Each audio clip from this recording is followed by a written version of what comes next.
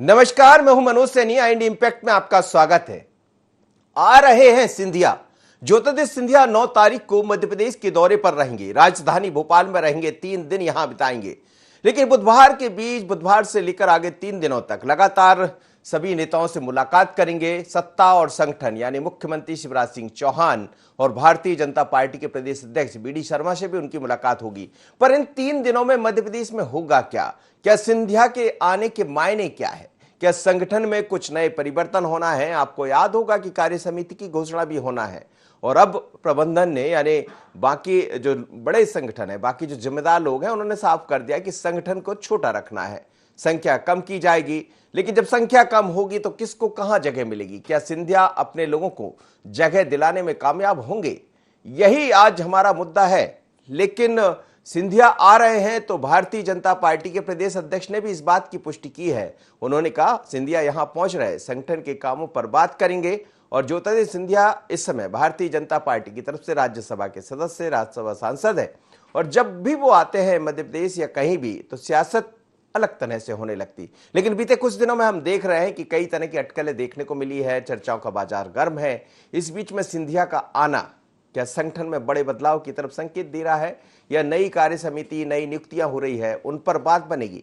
क्या कहना है विष्णुदत्त शर्मा, प्रदेश भारतीय जनता पार्टी के अध्यक्ष का? सुन लेते हैं। समर्थक भारतीय जनता पार्टी में किसी व्यक्तियों के नहीं होते और मुझे लगता है कि इस चीज को हमको करेक्ट करना चाहिए। सिंधिया जी भारतीय जनता पार्टी के वरिष्ठ नेता हैं, सांसद हैं और भाजपा कैडर बेस ऑर्गेनाइजेशन, इसलिए सब कार्यकर्ता हैं, कोई समर्थक कोई किसी का नहीं है। तो ज्योतिरादित्य सिंधिया मध्य प्रदेश के दौरे पर आ रहे हैं, लेकिन बीडी शर्मा प्रदेश भारतीय जनता पार्टी के अध्यक्ष ऐसा कह रहे हैं कि भारतीय जनता पार्टी एक ऐसा संगठन है जो कैडर बेस संगठन है। यह सब बराबरी के होते हैं, ना कोई, हालांकि उन्होंने नाम नहीं लिया सिंधिया का, लेकिन बहुत स्पष्ट कर दिया। तो चलिए चलते हैं और समझते हैं आखिर सिंधिया के आने के मायने क्या मध्य प्रदेश में। तो मेरे साथ इस वक्त भारतीय जनता पार्टी की पूर्व मंत्री और सीनियर लीडर रंजना बघेल जुड़ रही हैं, उनसे हम बात कर लेते हैं। रंजना बघेल जी, और साथ ही बाला बच्चन है, कांग्रेस के नेता है, पूर्व मंत्री है। आप दोनों मेहमानों का स्वागत है। प्रकाश हिंदुस्तानी जी भी जोड़ेंगे, वरिष्ठ पत्रकार। आप सभी का बहुत बहुत स्वागत है। रंजना बघेल जी, हम देख रहे हैं बीते कुछ दिनों से मध्य प्रदेश में बड़ी तेजी से हलचलें बढ़ी है। बड़ा संगठन है भारतीय जनता पार्टी का, एक दूसरे से मेल मुलाकात होती रहती है। पर ज्योतिरादित्य सिंधिया भी आ रहे हैं बुधवार को, तो क्या ये माना जाए जो कार्य समिति में अलग अलग नियुक्तियां होना है या निगम मंडलों में नियुक्तियां होना है, उस पर चर्चा होगी? हेलो। हाँ जी, मेरी आवाज सुन पा रही हैं? हाँ जी बोलिएगा, मेरा सवाल सुना आपने? हाँ, एक बार और बोल दीजिए ना। मैं यही कह रहा हूं कि बीते कुछ दिनों से भारतीय जनता पार्टी में बड़ी हलचलें तेज है, लेकिन इन हलचल के बीच सिंधिया जी भी यहां पहुंच रहे हैं। अब आपके लीडर है, युवा नेता है, क्या कुछ होने वाला है मध्य प्रदेश में? नहीं, ऐसा कुछ नहीं है। देखो, भारतीय जनता पार्टी तो एक बहुत बड़ा दल है। अन्य पार्टियां छिन्न भिन्न हो गई है, लेकिन भारतीय जनता पार्टी आज भी राष्ट्रीय एकात्मता को लेकर पंचनिष्ठाओं के साथ एक सामूहिक निर्णय लेती है, प्रजातांत्रिक ढंग से निर्णय लेती है। लेकिन ऐसा नहीं है कि कोई छिन्न भिन्न या अलग है। ठीक है, अलग अलग तरीके से सब लोग, नेता लोग अपने अपने हिसाब से पार्टी और संगठन के हित में, अभी पंचायत के चुनाव आ जाएंगे, नगरीय निकाय के आने वाले समय में चुनाव होने वाले हैं, तो सब नेता अपने अपने हिसाब से पार्टी और संगठन के हित में दौरे करते हैं। इसका मतलब ये थोड़ी कि कोई अलग अलग तरीके से कोई राजनीति कर रहा है या फिर कोई किसी बात को लेकर के पार्टी टूट रही है या छिन्न भिन्न हो रही है। ये जो जिस तरह की अटकलें आ रही है, ये गलत आ रही है। नहीं, छिन्न भिन्न की बात हमने तो कभी कही भी नहीं और हम कहेंगे भी नहीं। भारतीय जनता पार्टी छिन्न भिन्न कहाँ होती? पार्टी में सब चलता रहता है और यही तो बीजेपी का संगठन है। तो प्रजातांत्रिक ढंग से निर्णय लेते हैं और प्रजातांत्रिक ढंग से ही काम करते हैं, और जितने पार्टी संगठन हित में निर्णय होते हैं वो सामूहिक निर्णय होते हैं। लेकिन कोई भी नेता अगर फील्ड में जाते हैं और काम करते हैं तो इसका मतलब ये थोड़ी कि गलत अटकलें हो तो उसको मान्य कर लेना चाहिए। नहीं, लेकिन गलत है सिंधिया ना? जी आ रहे हैं तो क्या संगठन में बहुत सारी नियुक्तियां अभी होना है और निगम मंडलों में भी नियुक्तियां होना है, क्या सभी पर चर्चा होगी? नहीं, पार्टी में अगर कोई फील्ड में जाता है तो चर्चाएं तो नियमित रूप से और संगठन के आधार पर सामूहिक निर्णय लेते हुए हमेशा विचार मंथन तो होता है।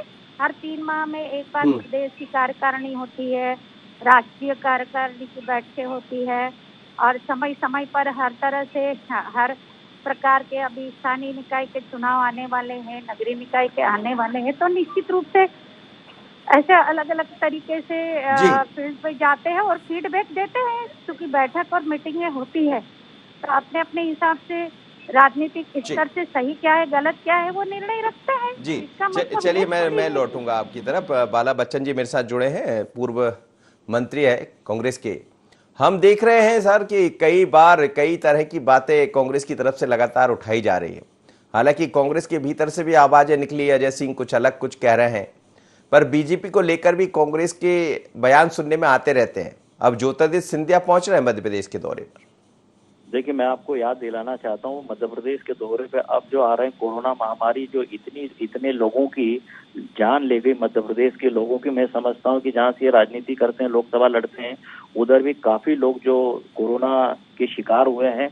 और आदरणीय नाथ साहब ने जो बोला है कि 1 लाख से ज्यादा लोग कोरोना के शिकार मध्य प्रदेश में हो गए, हम इस बात से सहमत भी। और मैं आपको बताना चाहता हूँ और याद दिलाना चाहता हूँ कि ये तो देश से ही गायब थे। ग्वालियर लोकसभा क्षेत्र और वो आप उस अंचल को तो छोड़िए, प्रदेश तो मध्य प्रदेश तो छोड़िए, तो देश से ही गायब थे। ये कहाँ थे कोरोना महामारी में इतने दिनों से? इंजेक्शन नहीं, ऑक्सीजन नहीं, अस्पतालों में बिस्तर नहीं। जो अपनी जान को जोखिम में लेकर इनके लिए चुनाव में लड़ते थे, उनके परिवारों से कितने लोग चले गए। तो ये तो पूरे देश, मतलब तो पूरे परिवार से ही देश से गायब थे।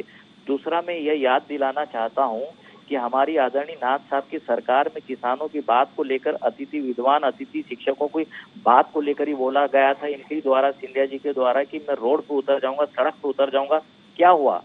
1-1 लाख रुपए तक की कर्ज माफी हो गई। और उसके बाद फिर अभी कहीं कहीं तो यह है कि वो बाकी के कर्ज माफी में भी लोगों को दिक्कतें आ रही है। तो चाहे कर्ज माफी की बात हो, 100 रुपए 100 यूनिट बिजली देने की बात हो, पेंशन वालों की बात हो, या फिर जो खेती के बिजली के जो बिल आधे हो गए तो उनकी बात हो, मतलब इन सब की योजनाओं का लाभ प्रदेश की जनता को जो मिल रहे थे, उनके गुनाहगार भी हैं। तो इसकी भरपाई कैसे? लेकिन वो तो कहते रहे हैं कि बहुत मदद की है उन्होंने। कई तरह के उनके वीडियो वायरल हुए जिसमें उनकी तरफ से रेमडेसिविर या फिर ऑक्सीजन पहुंचाई जाती रही। अब कोरोना में सभी लोग दूर थे, आप लोग भी दूर थे, लेकिन दूर से काम तो सभी कर रहे थे। मानदेय नहीं मिला है जी। उनकी स्थिति ये बन गई है। किसानों की कर्ज माफी खत्म हो गई, बच गई है। तो सिंधिया जी जिस तरह से खुद अपने आप के झंझासे में जो फंसे हैं और बहुत बड़े राजनीति के शिकार हो गए हैं और ऐसी स्थिति बन गई, मैं आपको बताना चाहता हूँ कि इतिहास के पन्ने में ये सब दर्ज हो गया है। 1857 में खूब बात चली थी कि खूब लड़ी मर्दानी, वो तो झांसी वाली रानी थी। 1857 से आज उसको जोड़ते हैं तो लगभग 164 साल हो गए। लोग 164 साल में भी उस बात को भूल नहीं पाए। ऐसी ही कहानी ये भी इनकी जो बन गई है, ये ध्यान रखना, ये गद्दारी के इतिहास के पन्नों में लिखा जा चुकी है। मैं लौट रहा हूँ उस तरफ। अब इतिहास की बातें कई बार होती रही है। प्रकाश हिंदुस्तानी जी जुड़े हैं। सर, हम देख रहे हैं बीते कुछ दिनों से खासी चर्चाएं हैं मध्य प्रदेश में, लेकिन ऐसी कोई चर्चा हमें तो नजर नहीं आती है। हाँ, ये जरूर है कि संगठन में कई नियुक्तियां रुकी पड़ी है, निगमों में नियुक्तियां होना है, और ज्योतिरादित्य सिंधिया भी ऐसे दौर में है जब हलचल चल रही मध्य प्रदेश में। क्या कहेंगे आप? मनोज जी, जिस तरीके से भाजपा में संगठन का काम चल रहा है वो बड़ी धीमी गति से चल रहा है। कभी कोर कमेटियों में नियुक्तियां होनी है, कार्य समिति में नियुक्तियां होनी है, निगम मंडलों का जिक्र आपने किया ही। अब चुनाव समितियां बननी है, उसमें नियुक्तियां होनी है, कृषि सुधार पर समिति बननी है, तो बहुत सारी नियुक्तियां होनी है। और उस सब की नियुक्ति में जो हिस्सेदारी है सिंधिया के गुट के लोगों को, वो हिस्सेदारी अभी तक मिली नहीं है। वास्तव में हाल ये है मनोज जी, आप जानते हैं कि बीजेपी में 2 बीजेपी है, एक आरएसएस वाली बीजेपी और एक मूल बीजेपी है। और जो आरएसएस वाली बीजेपी वो बीजेपी पे हावी है। अब मध्य प्रदेश में तीसरी बीजेपी हो गई है सिंधिया गुट वाली। तो अब जब बीजेपी के लोगों को ही संघ के लोगों के होते हुए पर्याप्त तवज्जो नहीं मिल रही है, तो सिंधिया के गुट के लोगों को तवज्जो मिलना इतना आसान है नहीं। तो अभी संघर्ष चल रहा है। और अब बीच बीच में रह रहे के जब भी दो नेता मिलते हैं बीजेपी के या तीन नेता मिलते हैं, कोई किसी के यहाँ चाय पीने जाता है, कोई डिनर पे जाता है, तो अलग अलग कहानियां शुरू हो जाती है सरकार को लेकर। तो वही सब गतिविधियां चल रही है। लेकिन मुझे लगता है कि ये बहुप्रतीक्षित है। कई महीनों से ये चर्चा थी कि पिछले वर्ष के अंत में ही 2020 के अंत में चर्चा थी कि केंद्रीय मंत्रिमंडल का विस्तार होगा, सिंधिया केंद्रीय मंत्रिमंडल में जाएंगे, क्योंकि पहले वो राज्य मंत्री, केंद्र में राज्य मंत्री रह चुके हैं, पढ़े लिखे आदमी तो मंत्री बन सकते हैं। तो उनका फ्रस्ट्रेशन अलग बहुत सारे मुद्दों को लेकर है। एक तो उनका पुनर्वास ठीक से हो नहीं रहा है और उनके लोगों का भी पुनर्वास नहीं हो रहा है। मनोज जी, बिल्कुल। रंजना बघेल जी, कुछ सवाल थे बाला बच्चन जी के, लेकिन मेरा आपसे यही सवाल है कि कई दिनों से संगठन, अब चूंकि आप भी संगठन से ही जुड़े हैं, कई सारी नियुक्तियां अटकी पड़ी है, तो क्या ये माना जाए कि धीरे धीरे कर जो हलचलें मध्य प्रदेश में बढ़ी है, अब संगठन में नियुक्तियां भी देखने को मिलेगी और बाकी जो अन्य नियुक्तियां होना है उसमें भी रफ्तार दिखाई देगी? मैं ये कहना चाहूंगी कि पूरे मैं 3 जवाब दूंगी आपको जी। और आप गंभीरता से सुनिएगा। सुनाइए। पहला ये है कि भारतीय जनता पार्टी और आरएसएस दोनों अलग नहीं है। दिल्ली से लगा के मध्य प्रदेश तक एक ही है और जब संगठन के निर्णय होते तो सामूहिक होते, प्रजातांत्रिक ढंग से होते, ये मैं कह रही हूँ दावे के साथ। जी। दूसरा, इनका ये कहना है कि ये कह रहे हैं कि आरएसएस अलग है बीजेपी, तो आरएसएस भारतीय जनता पार्टी की मात्र संस्था है, ये इनको पता होना चाहिए। और तीसरी बात, आप सोच सकते हैं कि निगम और मंडलों में जो संगठन नियुक्ति होना थी, तो वो जो नियुक्तियां हैं, आप सब समझ रहे हैं कि पिछले 2, 2.5, 3 महीने में कोरोना का कहर था। भारतीय जनता पार्टी का एक एक कार्यकर्ता प्रदेश से लेकर जमीन तक सक्रिय रूप से भागीदारी थी। रेमडेसिविर, कुक्षी और बनावर जैसी तहसीलों में आया है और जैसे हॉस्पिटलों में अगर 50 की कैपेसिटी है तो 100 पेशेंट हुए हैं, तो उसकी भी अलग से व्यवस्था की है। कांग्रेस के लोग तो जमीन पर थे ही नहीं। ये जिस तरह से राजनीतिक बात करते, इन्होंने राजनीतिक दलगत से उठ करके कोरोना के समय में भी काम करना चाहिए था। मैं आपको सेवा ही संगठन, हमारे प्रदेश अध्यक्ष के संगठन के आधार पूरे मध्य प्रदेश में अटेंडरों को खाना, भोजन, चाय वगैरह दी जाती थी। इस तरह से तमाम लोग ऐसे हैं। अब कई लोग ऐसे हैं जो 50% जब कोरोना से ग्रसित हो गया है और वो ऐसी परिस्थिति में हॉस्पिटल आया, वो निश्चित रूप से जीवन से वंचित हुआ है, क्योंकि कहीं कहीं हमारे गांव के लोगों में लापरवाही हुई है। वो समझ नहीं पाए कि कोरोना है, इतना समझाया प्रचार के बाद भी कहीं कहीं। लेकिन कोरोना का जब काल आया था, हेलो जी बोलिएगा। उस समय राज आप ये कह रहे ना, नाच का किसानों की बात कर रहे हैं। किसाने दर की ठोकर खाए हैं। छात्रावासों में बच्चे जून तक 1.5 साल तक उनकी छात्रवृत्ति वो ये कह रहे हैं कि सिंधिया जी अब आ रहे हैं जब सब कुछ हो गया, पहले आ जाते तो थोड़ा सा मदद मिल जाती है, ऐसा बोल रहे हैं। हाँ, अब क्या सिंधिया जी इनके साथ से हट के सरकार गिर गई ना, तो ये तिल मिला रहे हैं तिल मिला रहे हैं। अब आप देखो, राजभर आपका ये कमलनाथ जी, जब कोरोना काल चल रहा था, देश की संघीय व्यवस्था होती है भारत सरकार और राज्य सरकार। भारत सरकार के लॉकडाउन का पालन उन्होंने उनका उल्लंघन करते हुए अल्फा का कार्यक्रम किया, हीरोइन के कमर में हाथ डालकर घूमते रहे। अरे ये मैं तो कहूंगी कोई अतिशयोक्ति नहीं, ये लोग तो है ना बिना दिमाग के पैदल लोग हैं। ये कोई राजनीतिक दलगत से उठ के भावनात्मक रूप से सामाजिक नहीं। आप लेकिन मेरे सवाल का जवाब भी दे दीजिए, क्या संगठन में परिवर्तन या संगठन में नियुक्तियां कई दिनों से अटकी पड़ी है, सिंधिया जी के आने के बाद उन सब पर चर्चा होगी? हाँ, सिंधिया जी तो कब से आ चुके। सिंधिया जी ने तो सरकार बना दी है और कोरोना काल चल रहा है, तो नियुक्तियों में इसमें होगी, विचार करेंगे सब लोग सामूहिक रूप से प्रजातांत्रिक ढंग से निर्णय लेंगे और करेंगे जी। ऐसा थोड़ी पर्टिकुलर मैं कर दूंगी या कोई। चलिए, बाला बच्चन जी, आपका कष्ट बोल रही हैं रंजना बघेल जी कि आपका कष्ट आप लोग का बार बार बाहर आ जाता है। आप सुन लीजिए, मैं ये बताना चाहता हूँ 6 जून जो मंदसौर गोलीकांड हुआ था वो कल ही उसकी बरसी गई है। यही सिंधिया जी ने ये शिवराज सिंह जी को उस समय किसान हत्यारा मुख्यमंत्री बताया था।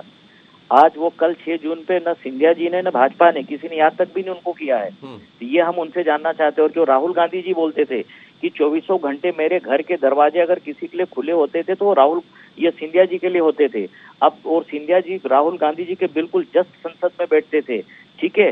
अब सिंधिया जी को खुद को भी लग रहा उनकी स्थिति भाजपा में जाने के बाद क्या बन गई है। मैंने ये बात बोली थी कि अब उनको भी ये लग रहा है कि भाजपा के कितने बड़े वो शिकार हो गए, न सरकारों में न उनकी नीतियों में न अंदर की जो पॉलिसी जो मैटर जो बनता है सरकारों का और भाजपा का संगठन का, ये जो गए इनके लोग विधायक जो सरकार गिरा के उनकी और सिंधिया जी की स्थिति क्या है। इसलिए लोग सब कहने लगे कि धोखा दोगे तो धोखा खाओगे। इसलिए मैंने वो बात बोली थी कि 1857 जिसको 164 साल हो गए लोग अभी तक नहीं भूले हैं। ये तो एक साल पहले की बात है। ये गद्दारी के इतिहास के पन्नों में दर्ज हो जा चुका है। अब उनकी स्थिति तो वो जो धोबी के कुत्ते वाली जो बात रहती है वो इस पे इन कहावतें चरितार्थ होती है। शाना कौवा कहाँ जाकर बैठता है वो कहावतें चरितार्थ होती है। इसका जवाब देना मैं समझता हूँ कि उनको आने वाली कई पीढ़ियों के नहीं, लेकिन उन्होंने आपको भी सड़क पर तो ला ही दिया। खैर जो भी स्थितियां है सही आपको मिलेगा और वो उनके साथ होना शुरू हो गया। अब वो तुलना कर ले कि बीजेपी या कांग्रेस में कहाँ ठीक थे और जिस कारण से सरकार गिरा के मध्य प्रदेश की जनता का जो नुकसान किया हितों का लाभ का उसके गुनाहगार सिंधिया जी और उनके एमएलए और उनके मंत्री अभी जो है वो है और उनके लोग है।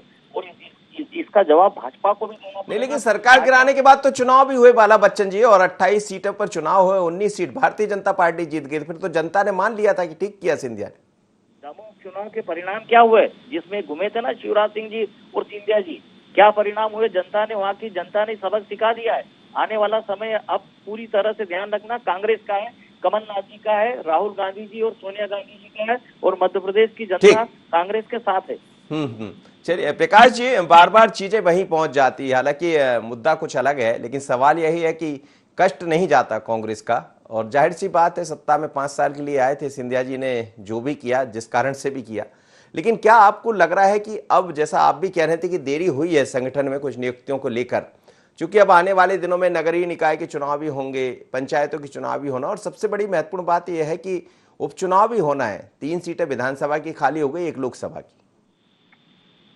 मनोज जी, जो परेशानी कांग्रेस को थी, कांग्रेस की सरकार को थी देरी करने के कारण, कमलनाथ जी मुख्यमंत्री बने, करीब 1.25 साल तक उन्होंने कई निगमों मंडलों में नियुक्तियां नहीं की। वे चाहते तो अपने अपने लोगों को प्रोत्साहित कर सकते थे, उनके लिए जगह बना सकते थे, उन्होंने जगह नहीं बनाई। खामियाजा उन्होंने भुगत लिया। अब बीजेपी में भी यही हाल है कि बीजेपी भी कई नियुक्तियां नहीं कर पा रही है। अब मुख्यमंत्री जी ने तो कह दिया कि जो संबंधित विभाग के मंत्री हैं वही उस विभाग से जुड़े निगम और मंडल के प्रमुख होंगे। मतलब बेचारों संभावनाएं खत्म हो गई नौकरी की। जी जी। तो ये पीड़ा तो उनको रहेगी ही। और अब देखिए कितनी जल्दी ये पुनर्वास होता है इन नेताओं का जो दल बदल के आए हैं, और कैसे पुनर्वास होता है। हालांकि मध्य प्रदेश में बड़ी हलचलें सुनाई देती है, क्या होगा कब क्या होगा पता नहीं। अब सिंधिया जी को आने का इंतजार है, कब भोपाल आते हैं और क्या घोषणा होती है। बुधवार को आ रहे हैं सर, लेकिन क्या आपको ये भी लग रहा है कि जो केंद्रीय मंत्रिमंडल जिसका आप जिक्र करते रहे, क्या आने वाले दिनों में वहां भी कुछ दिखाई देगा जैसे ही सिंधिया यहाँ से लौटेंगे? क्योंकि बात यूपी मध्य प्रदेश सभी जगह करें, हलचल तो हर जगह दिखाई दे रही है, लेकिन मध्य प्रदेश की हलचल सिंधिया के आने से और तेज हो जाती है। जी हाँ, ये कैसी विचित्र बात है कि मध्य प्रदेश से चुने गए राज्यसभा के सांसद भोपाल आ रहे हैं या ग्वालियर आ रहे हैं, तो ये ऐसी सुर्खी बनती कि जैसे कोई मंगल ग्रह का या व्यक्ति यहाँ आ रहा हो। जो व्यक्ति यहाँ का नेता है, यहीं से चुन के गया है, तो इसका मतलब ये कि या तो मामले को हवा दी जाती है जानबूझ के, या कुछ लोग हैं जो अभी भी जिनके जख्मों पे अभी भी ठंडे नहीं हुए, उनके फफोले अभी भी पड़े हुए हैं, तो सिंधिया को लेके उनकी बातें चलती रहती। मुझे लगता है ये कांग्रेस के कई नेता सिंधिया के बीजेपी में जाने को लेकर बहुत ज्यादा ओवर रिएक्ट करते हैं। उसकी जरूरत इन बड़े नेताओं को तो नहीं है, ऐसा मेरा मानना है। जी जी जी।